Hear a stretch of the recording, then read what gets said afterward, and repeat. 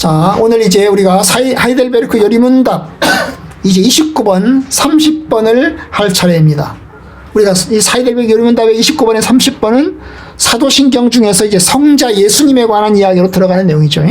자, 사도신경의 성부, 전능하사 천지를 만드신 하나님 아버지를 내가 믿사오며, 이거였죠, 그죠? 성부, 전능하사 천지를 만드신 하나님 아버지를 내가 믿사오며. 자, 하나님이 어떤 분이라고요? 하나님은 전능하신 분이라고 그랬어요. 전능하신 분. 그 전능하신 하나님께서 어땠다고요? 천지와 만물을 창조하셨어요. 그리고 또한 어떻게 합니까? 우리의 생사화복을 주관하시고 세상과 역사를 주관하시고 다스리시는 우리의 아버지가 되신다고 그랬어요. 그죠? 그래서 우리 아버지가 되신다고 그랬어요. 그분은 우리를 창조하신 분으로서 우리는 예수 그리스도를 통해서 하나님의 자녀가 됩니다. 이제 오늘부터 우리가 살펴볼 것이 바로 사도신경의 두 번째 부분, 성자 하나님, 예수 그리스도와 관련된 부분을 보고자 합니다. 여러분, 사도신경에서 성부, 성자, 성령 이렇게 있는데, 순서 이렇게 되어 있는데요. 가장 긴 곳이 어디예요? 성자에 관한 부분이, 예수님에 관한 부분이 가장 길어요. 사도신경의 조항이 12개가 있는데 그 12개 중에서 성자 하나님, 예수님에 관한 조항이 6개 이상을 다루고 있어요. 그렇기 때문에 굉장히 길어요. 가장 길어요. 가장 깁니다. 왜냐하면 우리가 믿는 분이 예수님이기 때문입니다. 우리는 예수님을 통해서 하나님께 나아가고 예수님을 통해서 구원받고 예수님을 통해서 하나님과 만납니다. 사실 하나님, 성부 하나님, 절대 타자이신 성부 하나님은 우리가 만날 수가 없어요. 왜냐? 그는 눈에 보이지 않으세요. 그는 이 세상에 우리와 직접 만나시지 않으세요. 세상을 창조하시고 다스리고 교통하십니다. 그런데 하나님께서 우리가 만나시는 방법이 있는데 바로 예수님을 통해서 만납니다. 하나님께서 사람이 되어서 이제 예수님으로 오셨잖아요. 바로 그 예수님을 통해서 우리가 하나님을 만나는 겁니다. 사람이신 예수님, 하나님이시되 사람이신 예수님을 통해서 우리가 하나님을 만납니다. 근데 여러분, 사도신경의 조항 중에서 성자가 가장 길다고 그랬잖아요. 그런데 이 성자에 관한 조항 중에 성자의 조항을 크게 두 개로 나눌 수 있어요.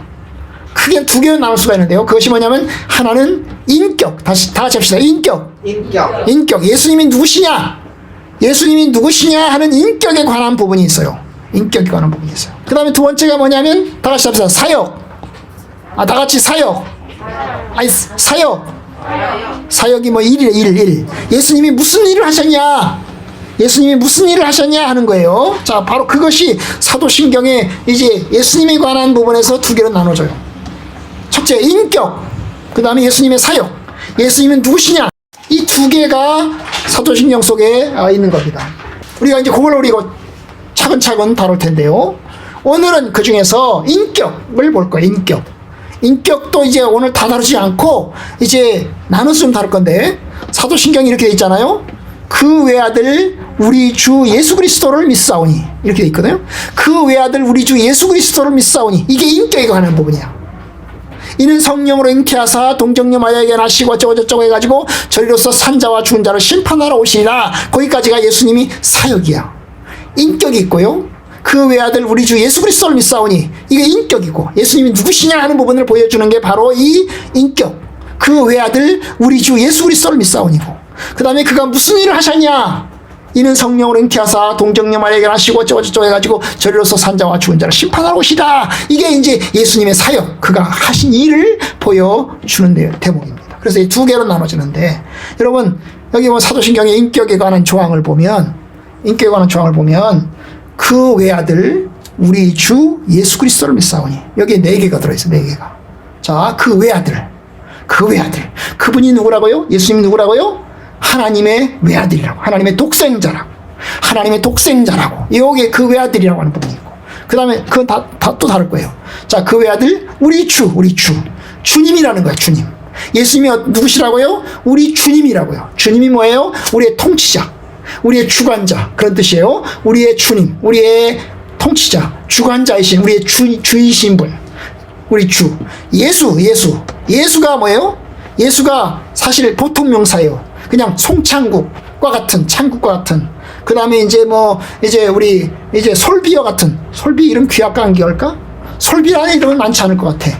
그죠? 근데 천국이라는 이름이 6사람이 있더라고요. 내가 인터넷에서 검색해보니까 6사람이 있어요. 근데 여러분, 그런데 이 천국이라는 이름처럼 예수라는 이름이 있어요. 예수라는 이름. 자, 이름. 그 다음에 뭐예요? 그리스도.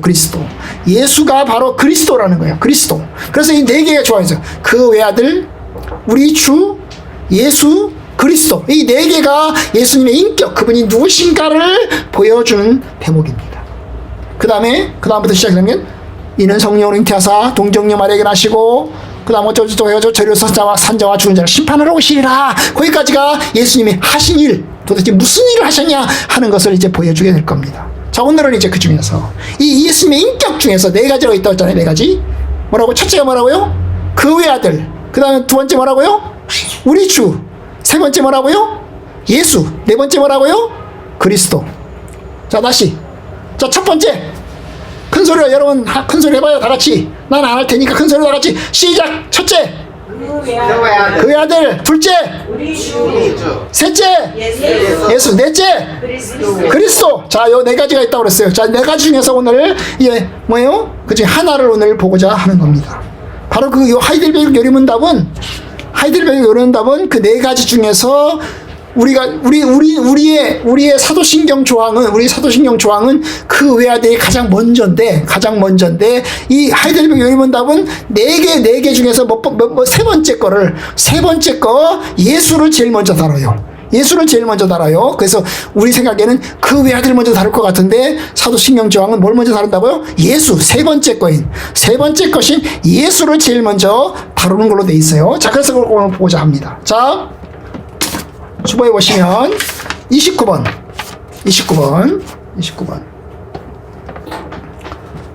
자, 문은 제가 읽고 답은 여러분이 읽으세요. 왜 하나님의 아들을 예수 곧 구주라 부릅니까? 그가 우리를 우리 죄에서 구원하시기 때문이고 또 그분 외에는 어느 누구에게서도 구원을 찾아서 안 되며 발견할 수 없기 때문입니다. 자, 사도신경 조문에서 예수라고 그랬어요. 예수. 여러분, 이것이 예수님의 이름이에요. 이름. 세상에 오면서 받은 이름이에요. 세상에 오면서 받은 이름. 그런데 여러분, 일반적으로 이름은 부모가 지어줍니다. 부모가 지어줘요. 그죠? 할아버지 할머니가 지어줘요. 혹은 이름을 찾기 위해서 창명소로도 갑니다. 혹은 목사님에게도 갑니다. 여러 달 동안 가족들이 고민하면서 이름을 짓습니다. 그죠? 일반적으로 부모가 지어줘요. 그쵸? 그런데 여러분, 성경에 보면요, 부모가 안 지어준 사람들도 있어요. 예를 들면 여러분, 룻이 낳은 아들 보아스와 룻기보에 보면 룻과 보아스 사이에 아기가 태어납니다. 이름이 오벳이라고 하는 아들이 태어나요. 그런데 이 오벳이라는 아들은 누가 지어줬을까요? 부모가 지어줬나요? 누가 지어줬죠? 누가 지어줬어요? 여러분, 오벳이라는 아들은 동네 사람들이 지어줘요. 동네 여자들이 이 오벳이라고 하는 이름을 지어줘요. 나오미에게 아들이 생겼다, 이렇게 이름을 지어줘요. 여러분, 모세. 자, 모세라는 이름의 뜻은 물에서 건져냈다, 그런 뜻이에요. 물에서 건져냈다. 그럼 모세라고 하는 이름을 지어준 사람은 누구입니까? 응? 모세의 엄마 아버지. 고핫 자손인데, 엄마 아버지, 유대인인 이 고핫 자손인 엄마 아버지가 지어준 이름인가요? 아닙니다. 누가 지어줬죠? 네, 바로의 공주가. 처음에 태어나서 모세가 이름이 없었던 거죠. 아마 이름을 생모 생부가 이름을 지어줬을 가능성이 있어요. 그죠? 이름을 지어줬지만 어쨌든 100일밖에 안 돼서, 얼마 되지 않아서 그 아기를 갈대 상자에 떠내려서 나일강가에 버리잖아요. 그러면 나일강가에 온 이제 이세벨의 공주가 그 이제 갈대 상자를 보고 아기를 이제 발견해서 그 아기를 자기의 아들로 이제 입양을 하잖아요. 입양을 하면서 지어준 이름이 모세예요. 모세. 그 내가 물에서 건져냈다, 그런 뜻으로. 여러분, 그런 이름들이 있어요. 이렇게 일반적으로는 부모들이 지어주는데 부모가 아닌 다른 사람들이 지어준 경우들이 가끔 있다니까요. 그런데 여러분, 하나님이 지어준 경우가 있어요. 하나님이 이름을 지어준 경우가 있어요. 네가 아들을 낳으니 이름을 누구누구라고 해라, 이름을 지어준 경우가 있어요. 여러분, 그 중에 하나가 바로 예수님이에요. 예수님 말고도 세례 요한도 마찬가지예요. 세례 요한이라는 이름도 누가 지어준 거예요? 하나님께서 지어주라고 이야기한 거예요. 하나님이 지어줘라 라고 이야기한 거예요. 그런데 예수님도 마찬가지예요. 예수님도 여러분, 하나님께서 이름을 그렇게 지어주라고 이야기를 했어요. 언제 이야기했죠? 누구에게 얘기했죠? 마리아에게 이야기했어요. 임신하기 전에 이야기를 한 거예요. 천사가 나타나서 마리아에게 나타나서 이제 뭡니까? 네가 임신하게 될 것이다. 네가 임신해서 아들을 낳을 것이다. 그러면 네가 아들을 낳으면 그 이름을 예수라고 이름을 지어라 라고 이야기합니다. 임신하기도 전에 이미 하나님께서는 그가 임신할 거라고 얘기를 해주고, 그 다음에 그 임신하는데 그게 아들인지 딸인지 미리 다 얘기해주고, 네가 아들을 낳을 거다. 이 아들이라고 아들이라고 아들 낳을 거라고 얘기해주고, 그 다음에 그 이름을 예수라고까지 이름을 지어줘서 호칭까지 아니야 지명까지 딱 주는 거예요. 딱 주는 거예요. 여러분 왜 그럴까요? 하나님께서 왜 예수라고 하는 이름을 지어주라고 했을까? 그것이 우리가 읽은 마태복음 1장 21절에 있는 이야기예요. 자, 1장 21절은요, 이제 누가복음 1장에서는 하나님의 천사가 마리아에게 나타나서 이야기를 하는 내용이고, 그 다음에 마태복음 1장은 하나님의 천사가 요셉에게 나타나서 하는 이야기예요. 우리가 읽은 내용은 요셉에게 나타나서 하는 이야기를 지금 보고 있는 거예요. 자, 1장 21절 봅시다. 1장 21절. 자, 21절. 아들을 낳으리니 이름을 예수라고 해라. 예수라고 해라. 아들을 낳으리니 이름을 예수라고 해라. 누가 낳는다는 거죠? 마리아가. 그죠? 마리아가. 네 아내 마리아가 아기를 낳을 거다. 아들을 낳을 거다. 근데 그 아들은 네 아들이 아니다. 그 아들은 네 아들이 아니다. 그죠? 네 아들이 아니다. 왜냐? 이미 요셉은 자기 아내 결혼을 약속한 마리아가 배가 불러오는 걸 봤어요. 배가 불러오는 걸 보면서 요셉의 마음속에 의심이 들었고 온갖 생각이 다 들었어요. 그럼 그 당시에는요, 여러분, 자기하고 결혼을 약속한 남자가 애를 가지면 그것이 자기 애가 아니면 누구에게요? 딴 남자애잖아요. 딴 남자애라면 어떻게 되죠? 그 남자를 그 여자를 어때요? 간음죄로 돌로 쳐 죽일 수가 있습니다. 돌로 쳐 죽일 수 있어요. 그런데 요셉은 고민하는 거지요. 그래서 이제 어떻게 합니까? 이 마리아와 관계를 조용히 끊으려고 생각합니다. 돌로 고발해가지고 돌로 쳐 죽이는 대신 내가 마리아하고 관계를 끊어야 되겠다고 마음을 먹고 있는 상황에서 천사가 나타난 것입니다. 요셉아, 네 아내 마리아 데려오기를 두려워하지 마라. 네 아내 마리아는 성령으로 잉태된 것이다. 20절이죠, 20절. 그에게 잉태된 자는 성령으로 된 것이니, 성령으로 된 것이다. 그러니 데려와라. 그건 네 아들이 아니다. 성령으로 잉태된 것이다. 데려와라. 그리고 그 대신에 그 아들을 뭐라고 이름을 지어라고요? 그 아들을 뭐예요? 예수라고 이름을 지어라. 라고 이야기를 하는 겁니다. 그래서 요셉이 이제 알게 된 거죠. 마리아가 낳는 아이가 하나님의 성령으로 잉태된 아이구나 하는 걸 알게 되었어. 그 알면서 이제 마리아를 자기 부인으로 이제 데려오는 겁니다. 그런데 그 뜻이 뭐라고요? 그 다음 이야기하잖아요. 이는 그가 자기 백성을 그들의 죄에서 구원할 자이심이라 하니라. 자, 예수라고 하는 이름의 뜻은 죄에서 건져낸다 그런 뜻이에요. 죄에서 건져낸다. 예수라는 이름은 구원자라는 뜻이에요. 구원자라는 뜻이에요. 건져낸다. 죄에서 건져낸다. 그런 뜻을 가지고 있습니다. 여러분, 이게 하나님께서 붙여준 이름이에요. 그럼 왜 예수라고 이름 지었어요? 지어준 이름의 뜻이 뭐라고요? 죄에서 건져낸다는 거죠. 예수가 뭘 할 거라는 거예요? 죄에서 건져낼 사람이라는 거예요. 그들의 백성을 죄에서 건져낼 뿐이다. 그러니 예수라고 이름을 지어라. 여러분, 그러니까 특별한 거예요. 여러분, 보통 이름은 희망사항을 담아요.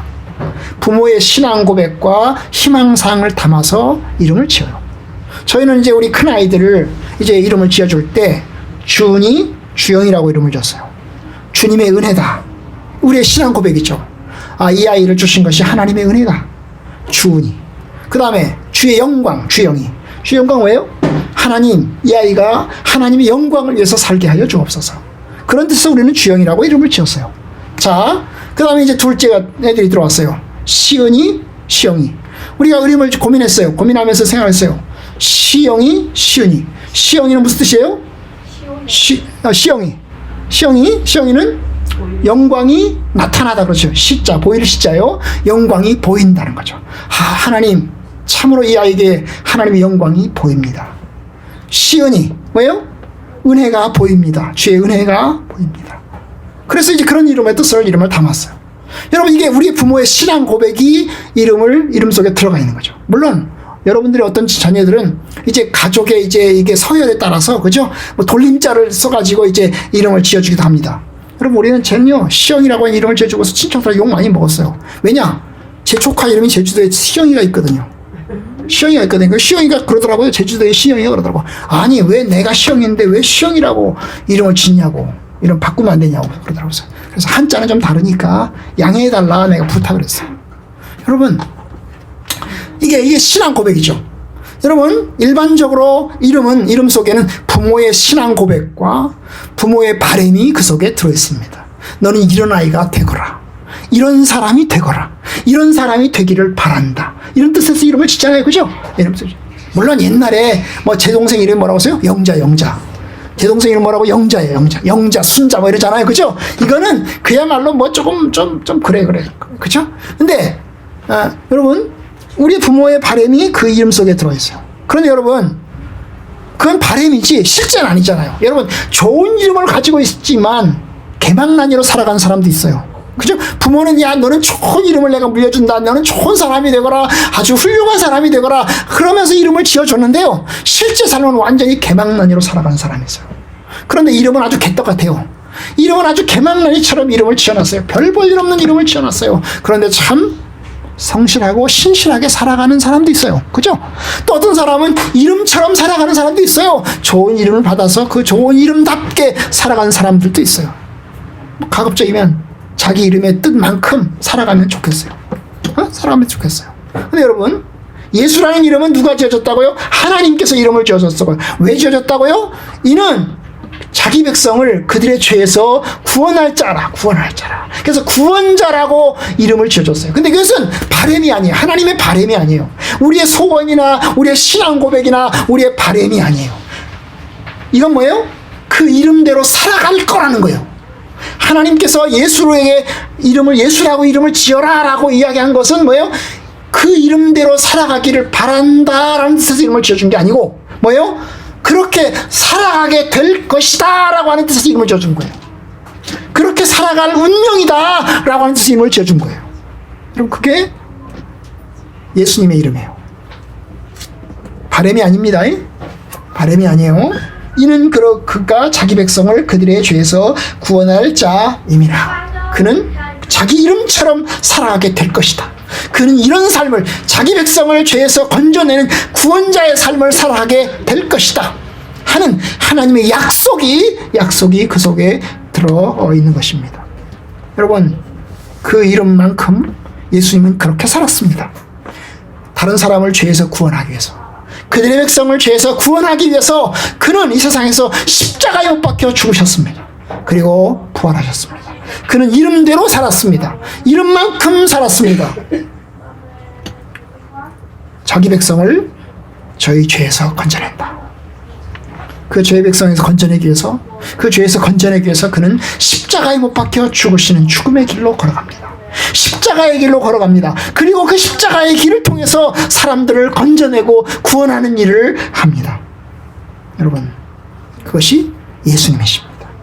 그죠? 네, 예수님이십니다. 사실 예수라는 이름은 그 당시에 흔한 이름입니다. 구약에 나오는 여호수아라고 있죠. 여호수아. 이 예수라는 이름은 그리스어거든요. 그리스어. 히라버예요. 히라버. 그리스어가 예수라는 이름이 뜻이고요. 히브리어로는 이 예수라는 이름이 뭐예요?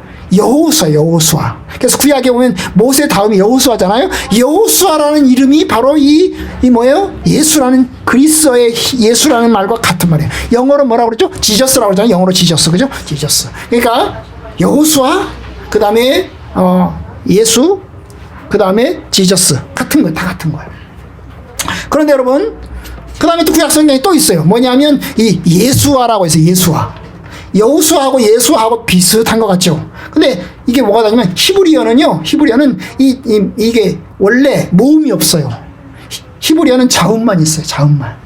알렙, 베트, 김멜, 달렙, 해, 와우 이가지고 이 자음만 있어. 자음만. 그런데 이게 이 자음만 있으니까 이게 말을 할 수가 없잖아요. 말하기가 좀 불편하잖아요. 그래서 거기다가 모음을 붙이는데 모음을 어떻게 해요? 이 히브리어는 단어가, 이제 히브리어는 글자를 거꾸로 써가게 됐어요. 우리는 이쪽에서 이렇게 써가잖아요. 그죠? 근데 히브리어는 반대쪽으로 써가요. 반대쪽으로 써가고, 읽는 것도 반대로 읽어가요. 그리고 이제 어떻게 하냐면, 거기다가 모음이 없기 때문에 모음에다가 이제 점을 붙여요. 점을 5개까지 붙여요. 하나 붙일 수 있고요. 2개 붙일 수 있고요. 3개 붙일 수 있고요. 4개 붙이고 5개까지 붙일 수 있어요. 그래서 이 모음을, 점을 몇 개 찍느냐에 따라서 발음하는 게 조금 달라요. 그래서 예수아하고 여우수아하고는 자음은 똑같아요. 자음은 똑같은데 뭐예요? 모음상에서 이게 점을 조금 달리 찍은 거예요. 근데 뜻은 같아요. 뭐라고요? 여호와는 구원이시다. 하나님은 구원자시다. 그런 뜻이에요. 그런 뜻을 가지고 있어요. 이게 이제 이름이 이제 방식이에요. 여러분, 우리가 나온 김에 이제 우리가 교회에서 쓰는 말이 여호와 그러잖아요. 성경에 보면 여호와 하나님 그러잖아요. 그런데 순복음교회 가면 뭐라고 그러는지 아세요? 야훼 하나님. 야훼 하나님. 여호와 하나님, 야훼 하나님. 야훼하고 여호와하고 여러분 이게 같은 거예요. 뭐의 차이일까요? 점을 어떻게 찍었느냐에 따라서 차이예요. 점을 어떻게 찍었느냐에 따라서 차이예요. 그래서 이제 이게 같은 거예요. 근데 모두 다 구원자들, 구원자. 오케이, 이해됐죠? 이해됐어요. 자, 그래서 이제 왜 29번의 문제 보세요. 왜 하나님의 아들을 예수라고 부릅니까? 예수. 다른 말로 구세주, 구원자요. 하나님의 아들을 왜 예수라고 이름을 부릅니까? 이는 그가 우리 죄에서 구원하시기 때문이고. 이게 이제 마태복음 1장 21절이죠. 그죠? 21절에 그가 우리 죄에서 구원하시기 때문에 바로 예수님을 예수라고, 하나님의 아들을 예수라고 이름을 지었어요. 그 이름을 지은 것은 부모가 지은 게 아니고 누가 지었다고요? 하나님께서 임신하기도 전에 이미 이름을 정해서 이런 삶을 살아가게 될 것이다. 그는 구원자가 될 것이다. 그러면서 이름을 지으라고 하신 것입니다. 그러니까 그 이름의 뜻대로 예수님은 사셨어요. 그런데 요리문답은 그 다음 봅시다. 그분 외에는 어느 누구에게서도 구원을 찾아서도 안 되고 발견할 수도 없기 때문이다. 여러분, 이게 이제 의미하는 거예요. 예수님이 구원자시기 때문에, 예수님이 우리 죄에서 구원할 분이시기 때문에 어떻게 된다고요? 어느 누구에게서도 구원을 찾아서 안 된다는 거죠. 어느 누구에게서도 구원을 찾아도 안 돼요. 그리고 어디에서도 발견할 수가 없어요. 그것이 성경이 말하는 것입니다. 왜 여기 이 요리문답에다가 이걸 붙여놨을까요? 사실 앞에 것만 하면 되거든요. 그를 우리 죄에서 구원하시기 때문이다 라고 하면 끝내면 되거든요. 그런데 거기다 덧붙였어요. 그분 외에는 어느 누구에도 구원을 찾아서 안 되고 발견할 수 없기 때문이다 라고 하는 것을 덧붙여놨어요. 왜 그랬을까요? 여러분, 당시 상황이, 요리문답이 만들어진 당시 상황이 로마 캐톨릭 천주교를 염두에 두고 이게 글을 쓴 거예요. 여러분, 로마 캐톨릭 천주교는 어떤가요? 여러분, 예수님이 구원자십니다. 예수님만이 구원자십니다. 그런데 로마 천주교는 거기다가 플러스 알파를 붙였어요. 뭘 붙였죠? 성모 마리아를 붙였어요. 플러스 누구를 붙였어요? 성모 마리아를 붙였어요. 거기다가 뭘 붙였어요? 세인트 누구를 붙였어요. 성자 성 어거스틴, 성 안셀무스, 성 암브로시우스, 이런 사람들을 이제 이름을 막 붙인 거예요. 그리고 이제 기도할 때 그렇게 기도하는 거예요. 성 암브로시우스요, 성 어거스틴이시요, 성 누구시요 그래요. 그리고 성모 마리아요, 이렇게 이름을 붙이는 거예요. 그래서 그들은 로마 캐톨릭은 예수라고 하는 이름을 가지고 있지만 예수님 외에다가 플러스 알파로 성모 마리아도 집어넣고 또 누구도 집어넣고 막 집어넣는 거예요. 그래서 지금 요리문답에서 그걸 이야기하는 거예요. 그분 외에는 누구에게서도 구원을 찾아서는 안 된다는 거죠. 그분 외에는 오직 예수님에게만 구원을 찾아야지, 그분 외에 마리아에게서 구원을 찾고, 암브로시우스에게서 구원을 찾고, 어거스틴에게서 구원을 찾고, 제롬에게서 구원을 찾고 안 된다는 것입니다. 안 된다는 거예요. 오직 예수님에게만 구원을 찾아야 된다는, 예수님에게만. 바로 그걸 얘기하는 거죠. 그뿐인가요? 여러분, 로마 캐톨릭은 성모 마리아, 성인 같은 사람들만 찾는 게 아니에요. 거기다가 또 여러 가지가 또 있어요. 뭘까 있죠? 또 뭐가 있어요? 여러분, 로마 캐톨릭은 뭐래요? 그 당시에 면죄부를 팔았어요. 죄를 용서하고 하나님께로 가기 위해서는 우리가 하나님 앞에 헌금을 내가지고 그 헌금한 것을 기반으로 해서 면죄부를 우리가 받아야 된다는 거예요. 그래서 면죄부를 팔았어요. 아예 돈 주고 팔았어요. 죄 용서 받기 위해서 면죄부를 팔았어요. 여러분, 면죄부, 이거는 예수님만을 믿으면 예수님을 통해서만 죄 용서함 받아요. 헌금 하나도 안 내도 괜찮아요. 오직 예수 그리스도를 믿으면 예수 그리스도 안에서 구원함을 얻는 거예요. 그런데 거기다가 면죄부를 또 팔았다고요. 면죄부를 팔았어요. 면죄부 파는 줄 아십니까? 로마 캐톨릭은 또 뭘 해요? 고행을 해야 돼요. 고해성사를 해야 돼요. 여러분, 로마 캐톨릭은 의무적으로 1년에 2번은 고해성사를 해야 돼요. 지금도 해야 돼요. 지금도 1년에 2번은 상반기, 하반기 뭘 해야 돼요? 고해성사를 해야 돼요. 고해성사가 뭐죠? 신부에게 가서 내가 지난 6개월 동안 이런 죄를 지었습니다. 나를 위해서 기도해 주시고 나의 죄를 용서해 주십시오. 고해성사를 해야 돼요. 그러면 그 고해성사에 따라서 신부가 내가 하나님의 이름으로 당신의 죄를 용서하노라 하고 선언하는 거예요. 그래야 죄 용서 받는 거예요. 여러분, 예수님 안에서 오직 예수님에게 고백하고 하나님께 고백해서 우리의 죄를 용서받는 게 아니고 사람에게, 신부에게 가서 신부에게 고해성사를 해야 된다는 거예요. 여러분, 이게 성경에 나오는 이야기가 아닌 거예요. 성경에 나오는 오직 예수님을 통해서 구원받는 게 아닌 거예요. 그러니까 바로 그걸 염두에 둔 거예요. 고해성사, 면죄부, 그 다음에 성모 마리아 같은 그걸 염두에 둔 거예요. 그러니 그분 외에는 어느 누구에게서도 구원을 찾아서는 안 된다는 거죠. 어느 누구에서 구원을 찾아서는 안 된다는 거죠. 그리고 그 다음 뭐라고 그래요? 발견할 수도 없다는 거죠. 거기서 찾은다고 해서 발견할 수 있는 게 아니라는 거죠. 발견할 수 있는 게 아니라는 거죠. 루터가 종교개혁을 일으킬 때 루터는 천주교 수사였습니다. 천주교 수사였어요. 그런데 자기가 천주교 생활을 하면서 수사로서 수도를 쌓잖아요. 그런데 면죄부도 사고, 그 다음에 이제 고행도 하고, 고해성사도 하고, 금식도 하고, 그 다음에 성배로 성당을 무릎으로 기어서 올라가기도 하고 그랬어요. 그런데 그러면서도 자기 죄를 용서받았다는 확신이 없었어요. 하나님이 나의 죄를 용서하셨나? 분명히 내가 용서했냐? 확신이 없었어요. 왜냐? 그것은 하나님의 뜻이 아니었거든. 그런데 이 루터가 로마서를 공부를 하게 됐어요. 그 당시에는요, 여러분, 성도들이 성경책이 없었어요. 그 당시에는 성경책이 누구만 가지고 있었어요? 신부들만 가지고 있었어요. 그리고 예배당에서는요, 라틴어로 낭독을 했어요. 라틴어로.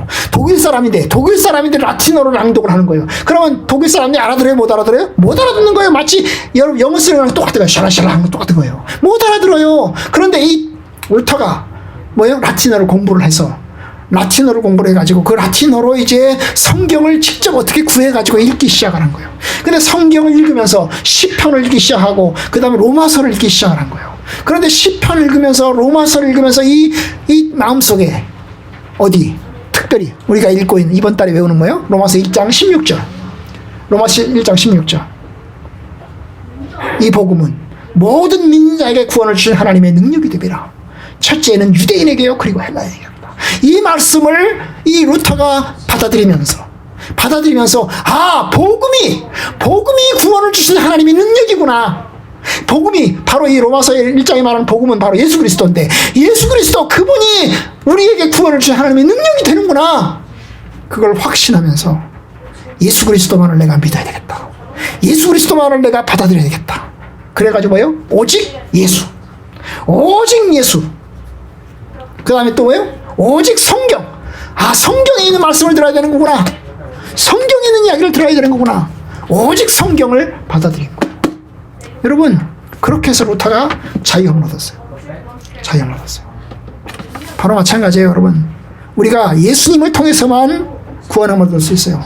예수님 외에 다른 길은 구원을 찾을 수가 없어요. 다른 길로 가서도 안 됩니다. 가서도 안 돼요. 왜냐? 성경은 얘기하잖아요. 이사야서 43장 우리가 11장을 읽었잖아요. 이사야 43장 휘인절에 뭐라고 되어 있어요? 이렇게 되어 있죠. 그죠? 나는 여호와라. 나 외에는 구원자가 없느니라. 하나님 외에는 구원자가 없어요. 오직 하나님만이, 여호와 하나님, 야훼 하나님만이 우리의 유일한 구원자가 되십니다. 그런데 그 유일한 구원자 되신 하나님이 사람의 몸을 입고 이 땅에 오셨습니다. 그분이 바로 예수님이십니다. 사람의 몸을 입으시고 여호와 하나님, 유일하신 구원자이신 그 하나님께서 사람의 몸을 입고 이 땅에 오셨습니다. 그분이 바로 우리 주 예수 그리스도이십니다. 예수님 말씀하십니다. 내가 곧 길이요 진리요 생명이니 나로 말미암지 않고는 아버지께로 올 자가 없느니라. 예수님만이 유일한 길이고 유일한 진리고 유일한 생명이시라는 겁니다. 우리가 세 번째로 읽은 사도행전 4장 12절. 다른 이로서는 구원을 얻을 수 없나니 천하 만민 중에 천하 사람 중에 구원을 얻을 만한 다른 이름을 주신 일이 없음이라. 오직 유일한 이름, 우리 유일한 구원자 바로 그분은 누구시라고요? 예수 그리스도이시라고요. 예수라고요. 예수님만이 유일한 구원자입니다. 그러니까 여러분 다른 이름 찾지 마세요. 다른 뭔가 찾지 마세요. 다른 곳에서는 구원을 발견할 수 없어요. 혹시 발견한다고 해도 그것은 진짜 구원이 아니고 가짜 구원입니다. 참된 구세주가 아니고 거짓된 구세주이십니다. 참된 구원자처럼 보이겠지만, 참된 위로를 주는 것처럼 보이겠지만 그것은 참 생명과 참 위로를 주지 못합니다. 오직 하나님에게서만, 오직 예수 그리스도에게서만 참 생명과 참된 구원이 있는 것입니다. 그것이 29번에 얘기한 거예요. 예수라고, 왜 하나님의 아들을 예수라고 부릅니까? 바로 그분이 우리를 죄에서 구원합니다. 우리 죄에서 구원하시는 분이 바로 예수십니다. 예수십니다. 아멘? 아멘. 아멘. 그런데요, 이제 30번 봅시다. 30번은 이제 29번에 대한 보충 질문이에요. 보충 질문. 자, 거기서 나오는 거예요. 로마 캐톨릭에 관한 얘기가 나오는 거예요, 이제.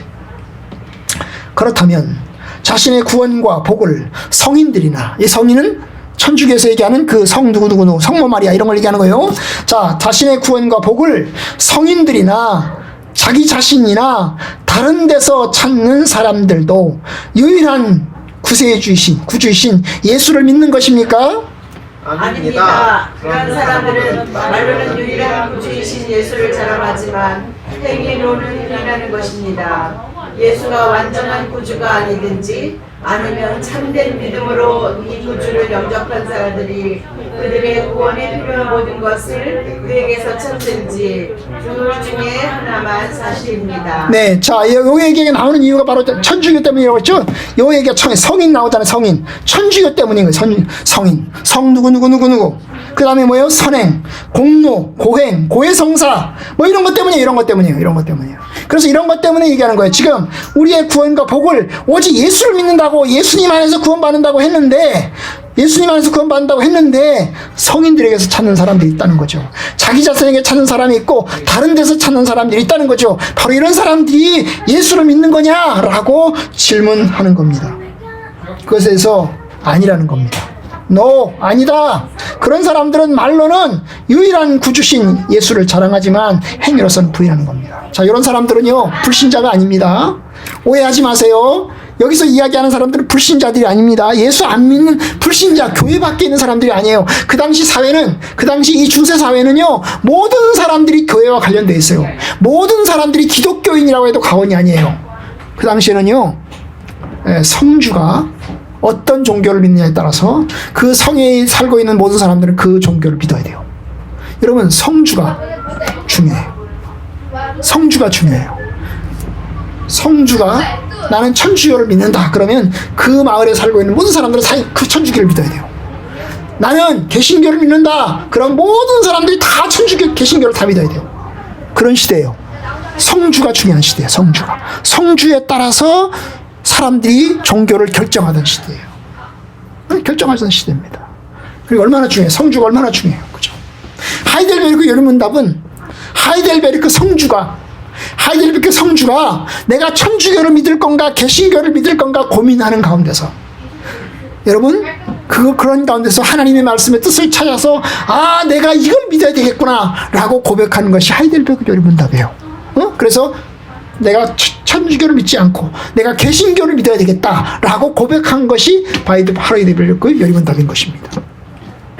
그런데 여러분, 아까 얘기했지만 여러분, 구원의 주가 오직 예수님이신데 로마 캐톨릭 교회는 성모 마리아를 굉장히 중요하게 생각을 합니다.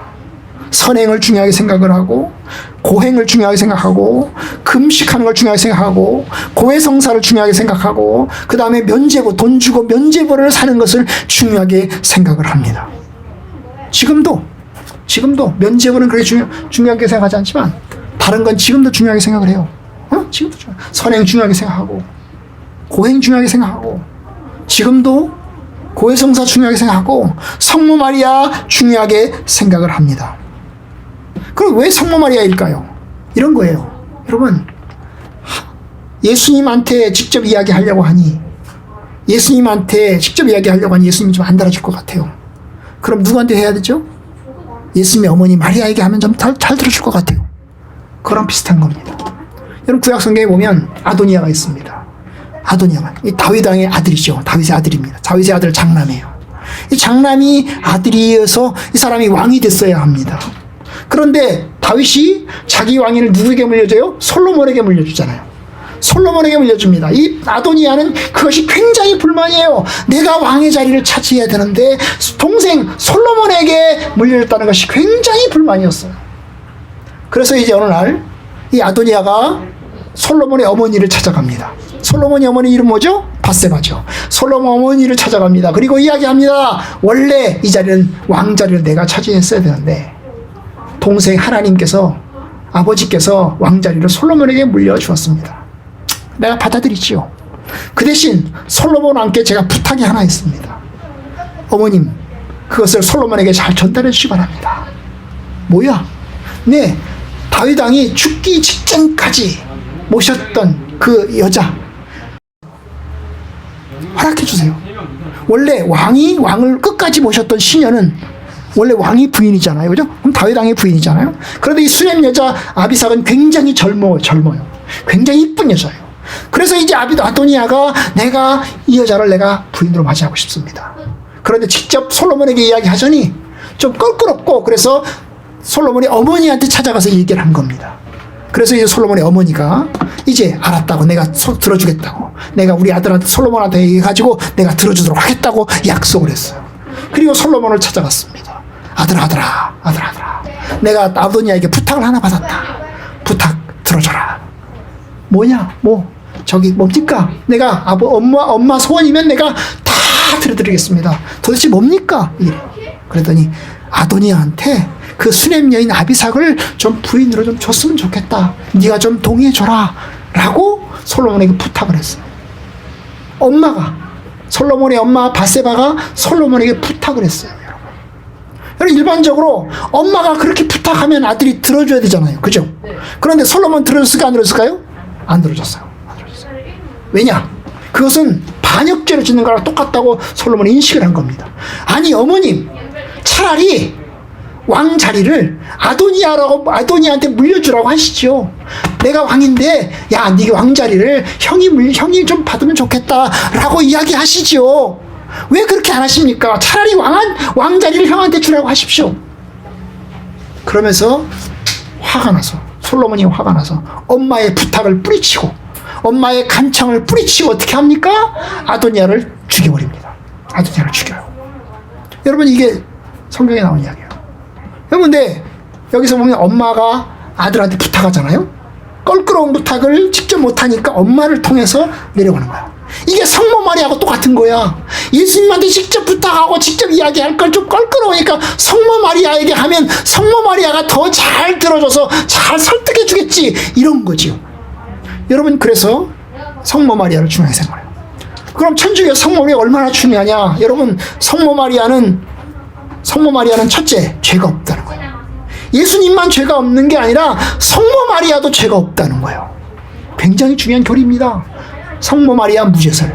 그 다음 뭐래요? 성모 마리아는 승천했다는 거예요.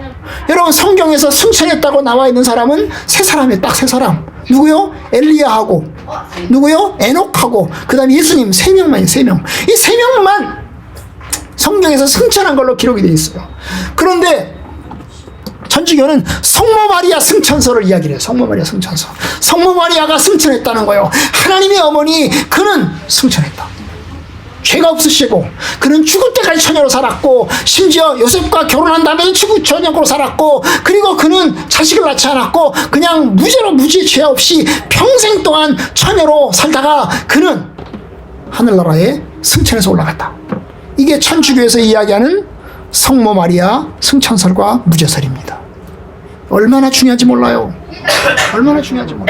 그래서 여러분, 천주교에서 나온 기도문을 쭉 보시면, 기도문을 보면 기도문에 성모 마리아 꼭 들어갑니다. 그죠?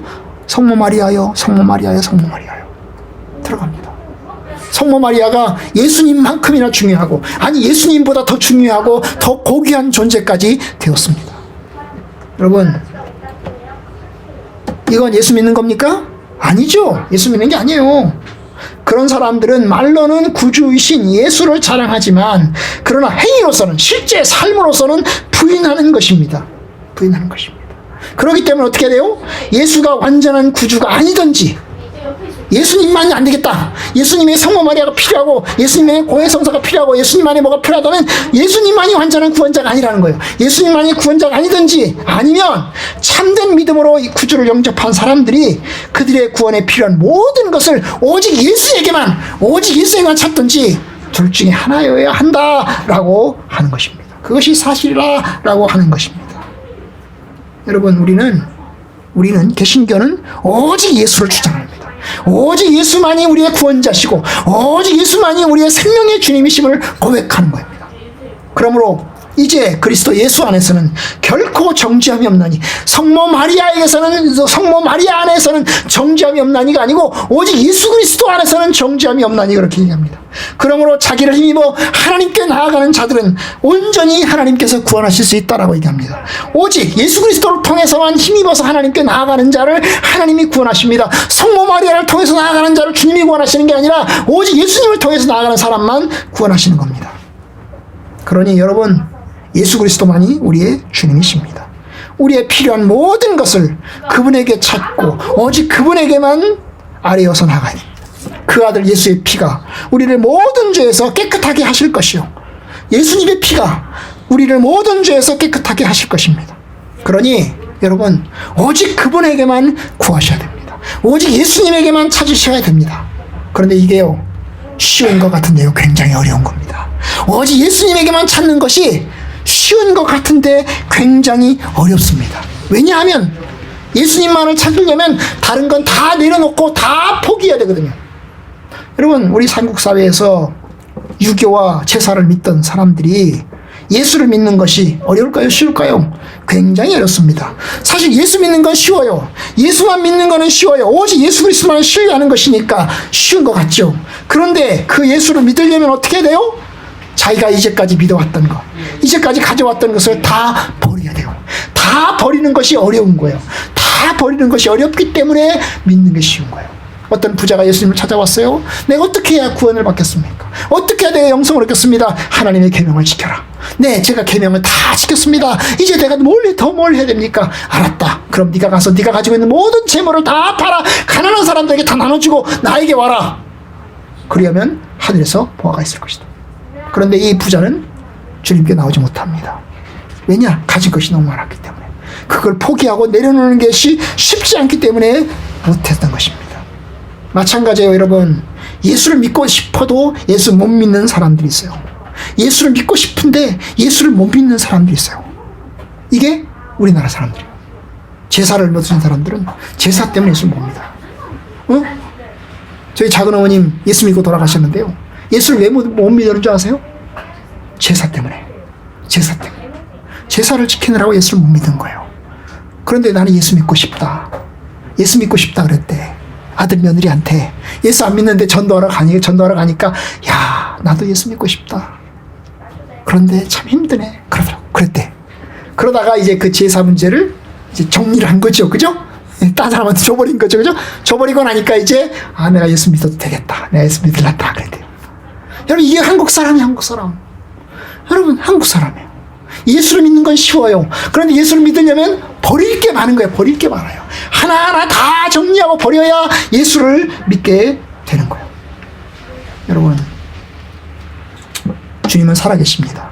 십자가에 죽으셨다가 다시 부활하셨습니다. 하나님 보좌 우편에 계십니다. 그리고 지금도 살아계십니다. 여러분, 예수 그리스도를 믿는 것 쉽습니다. 그러나 예수님 믿으시려면 어떻게 해야 돼요? 여러분이 가지고 있던 거 버려야 돼요.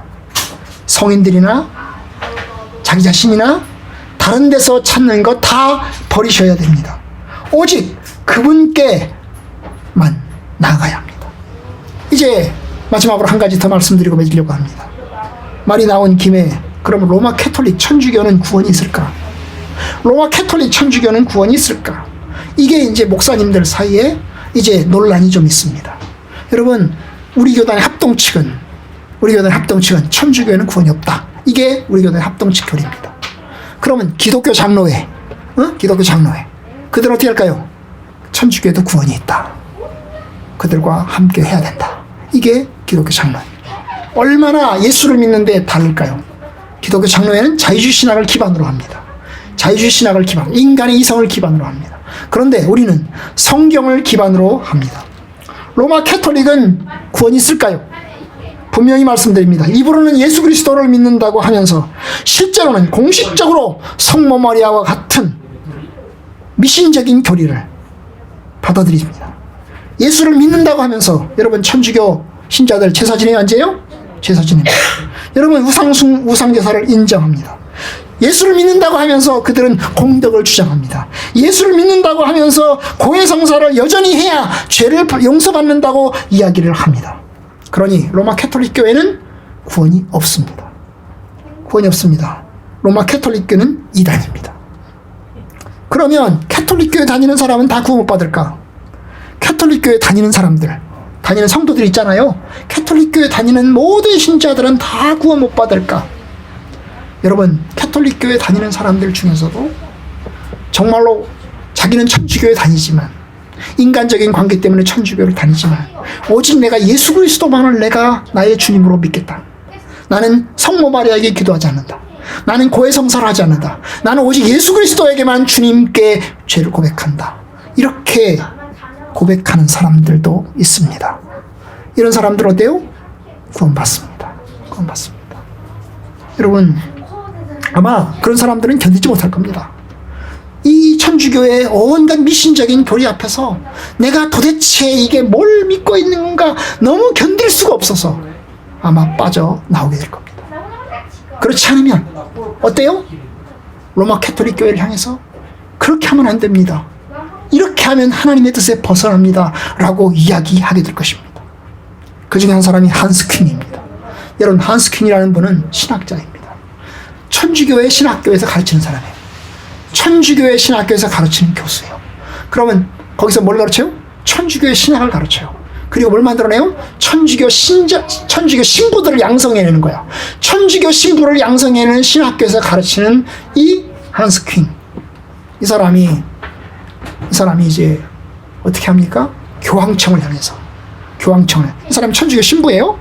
교황청을 향해서 천주교의 교리는 잘못되었어. 천주교의 고해성사, 성모 마리아설 버려야 돼요. 이건 잘못되었어. 라고 이야기를 했어. 한스 킹 어떻게 됐을까요? 여러분, 천주교에서 파문당했어요. 여러분, 이렇게 파문당하면서 오직 예수 그리스도만이 참된 진리라고 고백하는 사람들은 어때요? 구원받아요.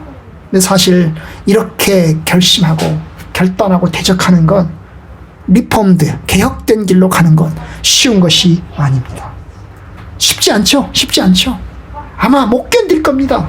우리가 받아들이는 이 교리가 얼마나 잘못되었는지를 못 견딜 겁니다. 여러분, 신천지에 들어가서 신천지에서 몇십 년 동안 같이 지내던 사람이 있습니다. 우리 교단의 신현우 목사님 같으신 분. 이분은 신천지에서 27년을 지냈어요. 신천지의 교리를 집대성했어요. 신현우 목사님.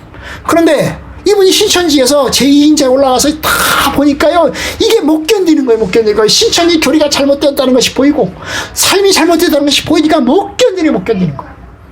결국 어떻게 했을까요? 빠져나왔어요. 쉽지 않지만, 엄청나게 어려운 길이지만 인간관계를 다 끊어야 되는 거잖아요. 그죠? 그걸 끊어내면서 빠져나왔습니다. 그리고 지금은 이제 목사님이 되셔서 신천지에 들어간 사람들 중에서 신천지를 들어간 사람들을 이제 구출해내는, 그 신천지의 교리가 잘못되었다는 것을 이야기하면서 구출해내는 그런 일을 하시는 분들도 계십니다. 사실 빠져나올 수밖에 없어요. 우리 개신교를 프로테스탄트라고 합니다. 프로테스탄트라는 게 무슨 뜻일까요? 여러분, 독일군과 싸웠던 사람들을 뭐라고 그래요? 레지스탕스라고 그러죠. 레지스탕스가 뭐예요? 저항군이죠. 그럼 프로테스탄트는 뭘까요? 프로테스탄트가 바로 저항군입니다.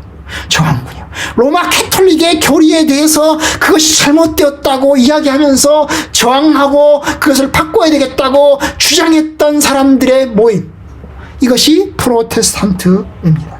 그것이 개신교입니다. 여러분, 우리는 하나님의 말씀을 따라서 신앙생활을 하고 하나님의 말씀에 따라서 오직 성경, 오직 예수 그리스도, 오직 믿음을 통해서 우리의 신앙을 세워갑니다. 저 여러분들 좋은 믿음의 교리를 받았어요. 여러분들 좋은 믿음의 교리를 받았습니다. 어쩌면 신천지에 갈 수도 있고 어쩌면 로마 캐톨릭에 갈 수도 있는데 저 여러분들은 성학교에 오셨습니다. 저하고 함께 신앙생활을 하게 되었어요. 하나님의 은혜죠, 그죠? 하나님의 말씀의 진리 가운데서 우리가 받은 진리대로 신앙생활을 잘 감당해 나가는 저와 여러분들이 되기를 바랍니다.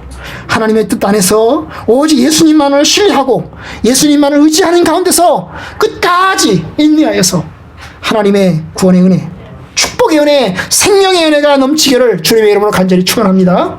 아멘.